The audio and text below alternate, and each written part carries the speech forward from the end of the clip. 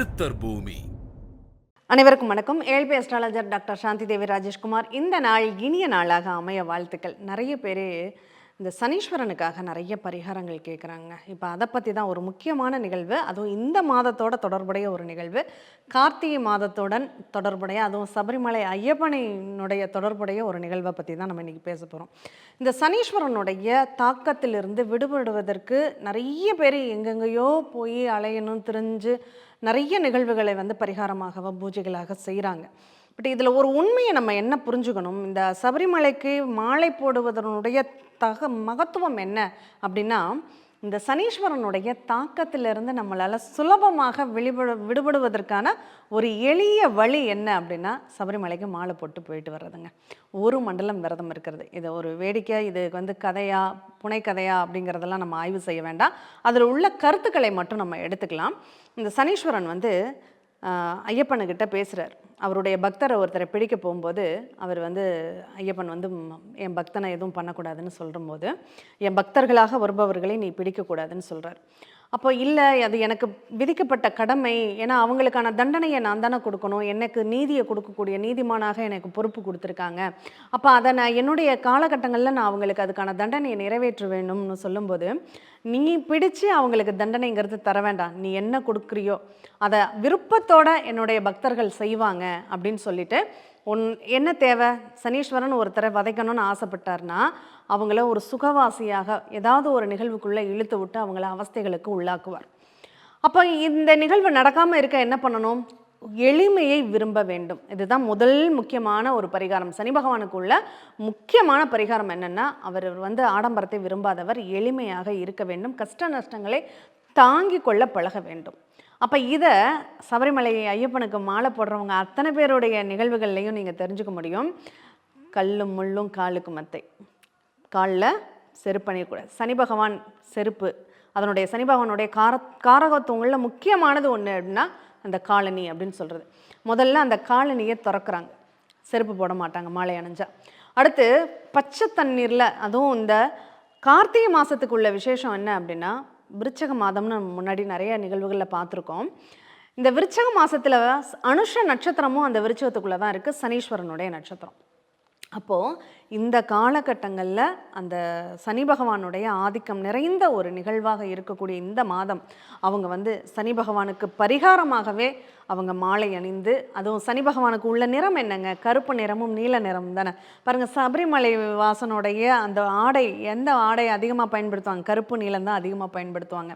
அப்போ அந்த கருப்பு நீல நிறங்களை அவங்க சனீஸ்வரனுக்கு உகந்த நிறங்களை பயன்படுத்தி காலணி இல்லாமல் கடுமையான விரதம் மேற்கொண்டு, அந்த அதிகாலை நேரத்தில் பச்சை தண்ணியில் குளித்து காலையிலையும் மாலையிலையும் சரணகோஷம் பாடி, இப்படி 48 நாள் இடைவிடாமல் அந்த கஷ்டத்தை தரையிலேயே படித்து, அந்த உடம்பினுடைய சுகம், நாவினுடைய சுகம், அந்த இந்திரியங்களுடைய சுகங்களை துறந்து ஒருத்தங்க அதை பழகுறாங்க அப்படின்னா அதுவே அவங்களுக்கான தண்டனை, அதுவே அவங்களுக்கான பரிகாரம் அப்படின்னு வச்சிடலாம்.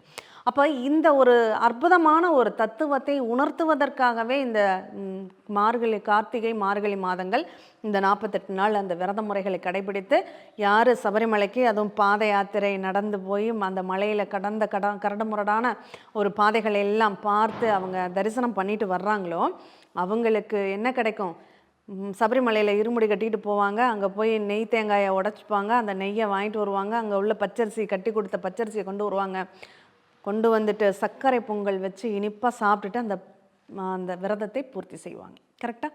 அப்போது அந்த மாதிரி நம்ம கஷ்டப்பட்டதுக்கப்புறம் நமக்கு கிடைக்கக்கூடியது ஒரு இனிப்பான ஒரு நிகழ்வு அப்படிங்கிறத ஒரு தத்துவத்தை இங்கே சனி பகவானிற்கு பரிகாரமாகவே இந்த ஐயப்பன் உணர்த்தி இருக்காரு அப்படின்னு தான் சொல்லணும். அதனால் யாருக்கெல்லாம் சனி தோஷம் இருக்குன்னு நினைக்கிறீங்களோ அவங்க ஒரு குடும்பத்தில் ஒருத்தர் மாலை போட்டாலுமே அந்த குடும்பமே அதற்கான விரத முறைகளை, நியம நிஷ்டைகளை கடைபிடிக்கணும்னு இருக்கு இல்லையா? அப்போ அப்படி கடைபிடிக்கிறவங்களுக்கு கட்டாயம் அந்த சபரிமலை ஐயப்பனுடைய அனுகிரகம் பெற்று அவங்க வாழ்க்கையில் ஏற்படக்கூடிய அனைத்து இன்னல்களும் நீங்க பெறுவார்கள் அப்படின்னு சொல்லலாங்க. அதுக்காக நான் ஒரு தடவை மாலை போயிட்டு போனால் போதுமா, சனி பகவான் என்னை தண்டிக்க மாட்டார்ல அப்படின்லாம் கேட்காதீங்க. நமக்கு இறைவனுடைய அனுகிரகம் எப்போதும் வேண்டும். நம்ம தவறுகள் அப்படிங்கிறது ஒரு தடவை மட்டும் செய்யறதில்ல.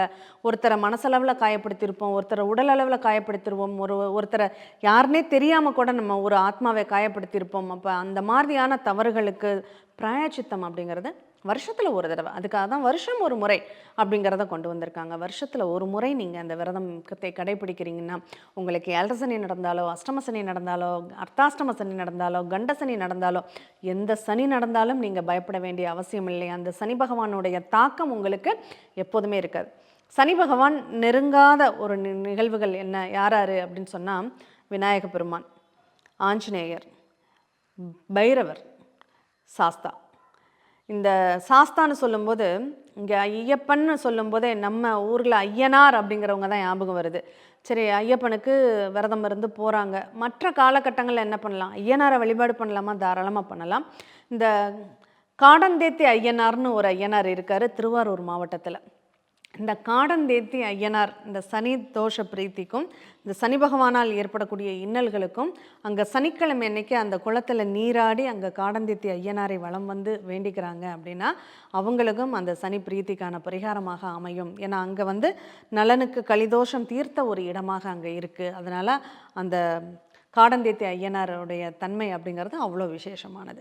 இப்படி ஐயப்பனுடைய அனுகிரகம், அவருடைய ஆசீர்வாதத்துடன் அந்த சனீஸ்வரன் தரக்கூடிய இன்னல்களிலிருந்து விடுபடக்கூடிய ஆற்றல் உங்களுக்கு கிடைக்குமானா நிச்சயமாக கிடைக்கும். அதனால் அந்த மணிகண்டனை வணங்கி கண்டமான சூழ்நிலையிலிருந்து வெளிவரணும் அப்படிங்கிறத பிரார்த்தனை பண்ணிக்குவோம். மீண்டும் இனியதொரு நிகழ்வில் சந்திப்போம். நன்றி, வணக்கம்.